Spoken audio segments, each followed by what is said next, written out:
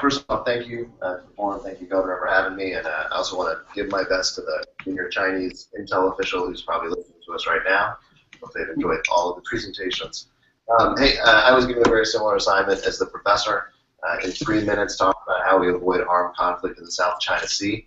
I'm at the Kennedy School right now as a fellow, but before that, I was the head of public affairs at the Pentagon under both Secretary Hagel and the first 6 months of Secretary Carter's tenure. As you all know, the number one qualification a public affairs person has is that you get to sit in a lot of meetings with a lot of smart people. These conclusions are based on those wonderful experiences. I'll keep it very, very short. I think 2 things we have to keep in mind. Bonnie hit on one of these earlier. First of all, you have to remember this is crucial for U.S. economic interest. Those of you that have been to the Straits of Malacca and seen this flow and transit of goods understand that what we're talking about is a strategic situation with economic impacts. And so that's something that matters to people here at home in a way they may not realize, but is very real if we get this wrong. And second, we just need to remember that when it comes to China, we're playing the long game, right? This is the 30, 40-year problem. And that has to influence our thinking. So a lot of what we've talked about today is how do we deal with this right now, but a lot of what I'm going to talk about is how do we deal with China writ large. But this is a symptom of the types of problems that we're going to have. 4 quick things, 3 that will resonate as things we've talked about today. 1, a little bit outside the box. The first thing we need to do is make sure we have clear lines of communication. That's at every single level. Professor talked about a lot of those. Tactically, we need to be making sure we have codes of conduct for the intersection of ships and planes. We don't have accidents and unintended incidents. That's happening. We're working on that. I think we're making some progress.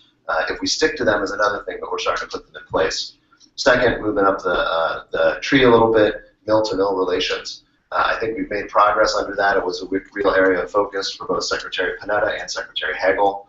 And again, that's very important over the long run because that mill-to-mill, especially the uniform-to-uniform relationships, can become a safety valve and also a conduit for trusted diplomacy when traditional diplomacy is being gummed up by public discourse and some of the rhetoric that political figures in both countries may be using. And then finally, we're going to have this conversation in public at a political level. And I think it's incumbent on us to make sure that we do that in a way that shines a light on what China is doing. We saw Jim Sciutto's piece about his P-8 flight that garnered quite a bit of attention.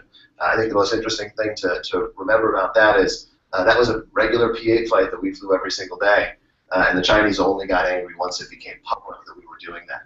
And we were not public about the fact we were doing it, it's just that footage was on TV every day. So that public discourse and transparency from our side, even if they aren't transparent, is important. Number 2, long-term military spending and planning.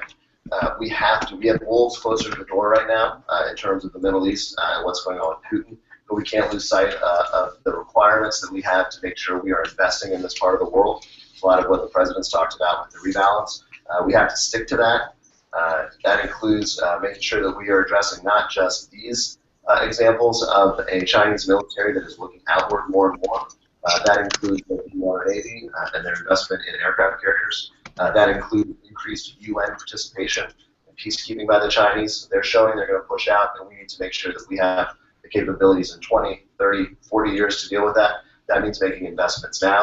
And on a side, quick editorial note, during the debate last week, all of the candidates got my least favorite debate question, which is, what is the #1 geopolitical threat to the United States right now? If I did have to give a one-sentence answer, it's sequestration. It's the thing that puts not just this strategy or our attempts to develop a strategy in this area at risk, it puts all of our security at risk. So if we don't do something about sequestration, China and other problems around the world are just going to get harder. And then the third thing that we've talked about consistently is increasing partnerships in the region. So we need to take advantage of the fact that Chinese actions are driving people in our direction.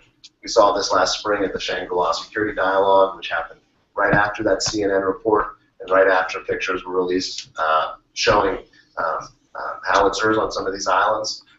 There was a very different tone with a lot of our partners, both traditional and non-traditional partners in the region. So Australia, Japan, South Korea, but also Vietnam, Malaysia, Philippines. The fourth one, and then I'll wrap up, is we need to figure out cyber, because we always assume the ignition point for a conflict with China is going to be in the South China Sea.